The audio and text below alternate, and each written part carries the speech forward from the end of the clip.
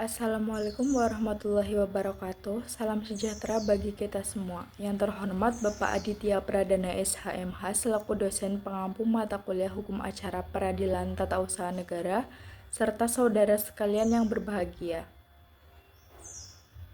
Saya Karina Putri Pratama dengan NIM S1A024150.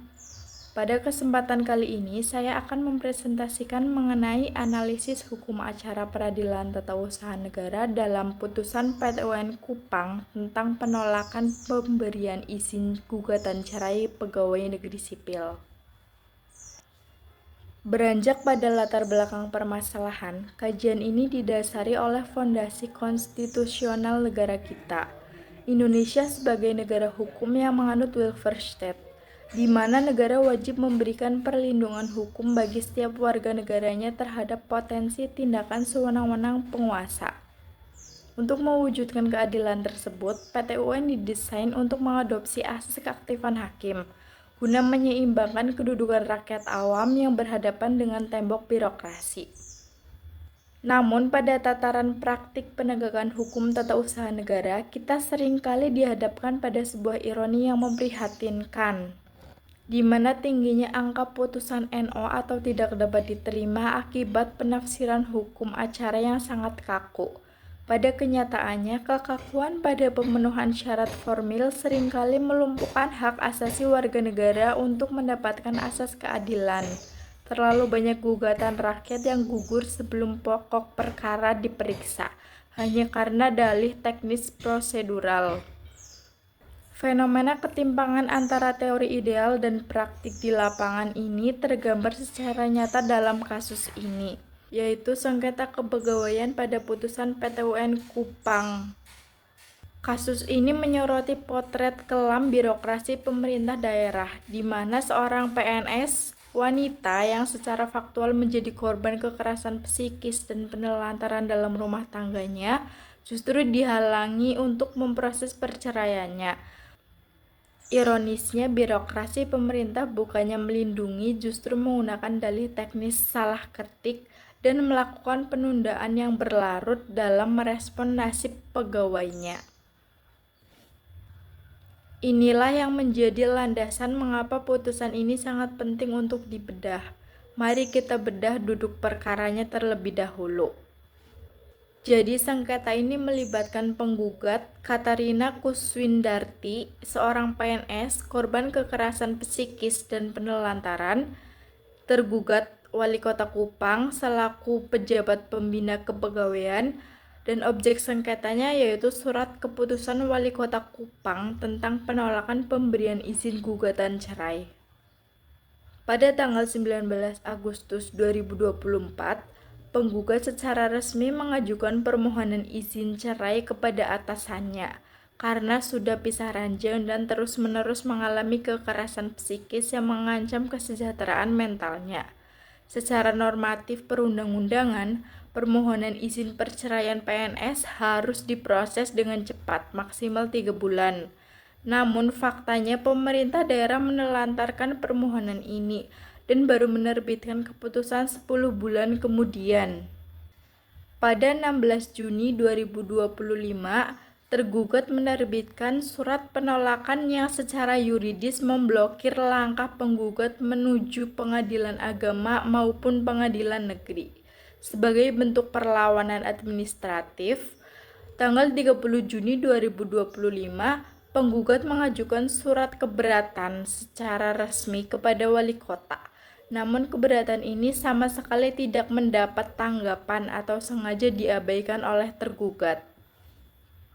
Karena tidak ada itikat baik maupun kejelasan dari atasannya, penggugat terpaksa mencari keadilan melalui jalur yudisial, di mana tanggal 25 Agustus 2025, penggugat resmi mendaftarkan gugatannya ke Kepanitraan PT UN Kupang untuk membatalkan SK penolakan tersebut. Di dalam PT UN, kepatuhan terhadap syarat formil adalah pintu gerbang bagi sebuah gugatan untuk dapat diperiksa. Dalam kasus ini, penggugat terbukti sah secara formil karena dua hal. Yang pertama, memenuhi upaya administratif, di mana sikap diam tergugat atas surat keberatan dimaknai sebagai keputusan fiktif yang melahirkan hak gugat.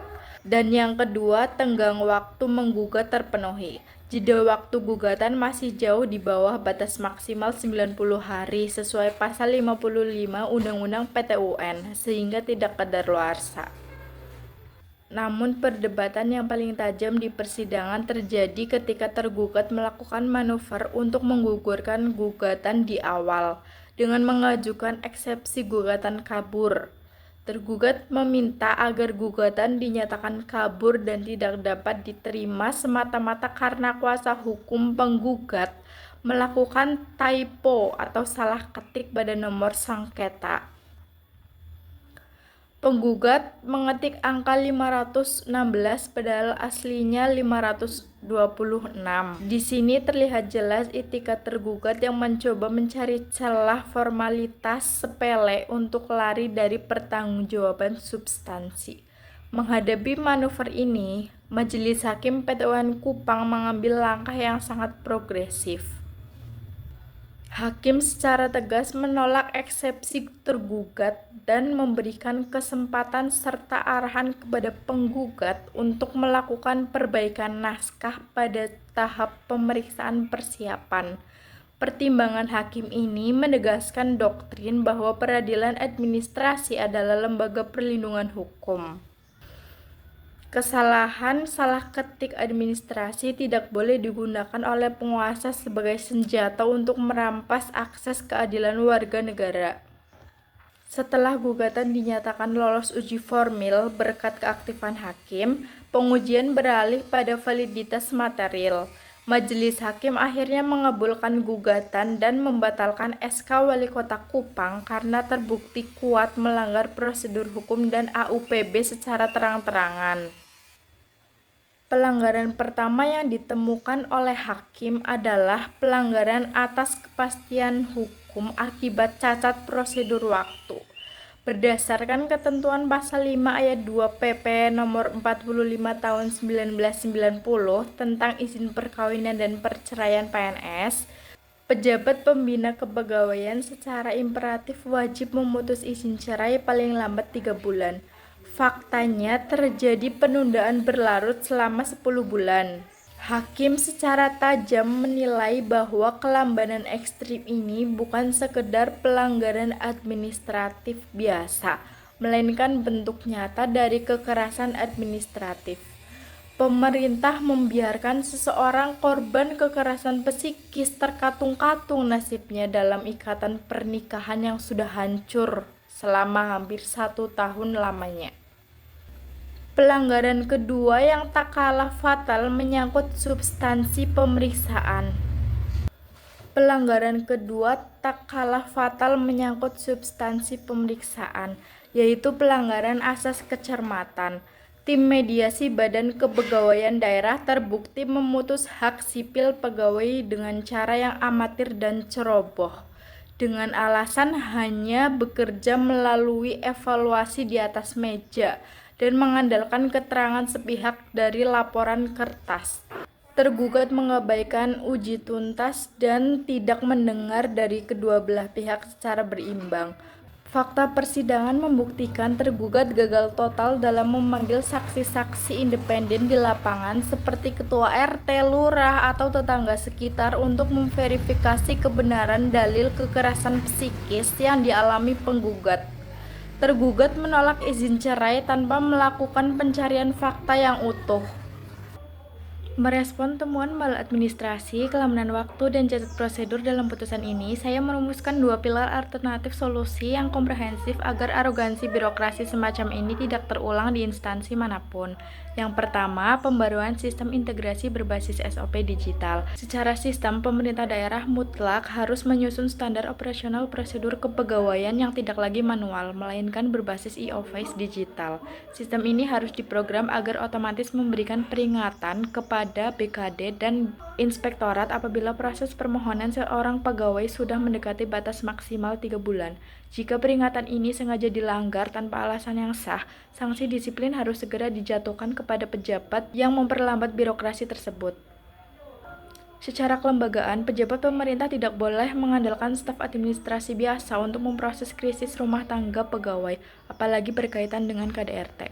BKD wajib merestrukturisasi pelayanan dengan membentuk tim khusus yang melibatkan biro hukum, psikolog klinis, dan pemeriksaan independen.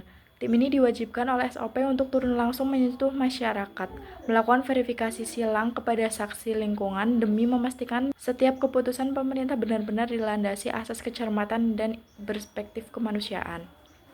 Sebagai penutup presentasi ini dapat ditarik kesimpulan yang pertama, Majelis Hakim PT UN Kupang secara tepat dan progresif telah mengedepankan asas dominus litis untuk mematahkan eksepsi sehingga hak warga negara tidak dikorbankan oleh formalitas birokrasi yang kaku.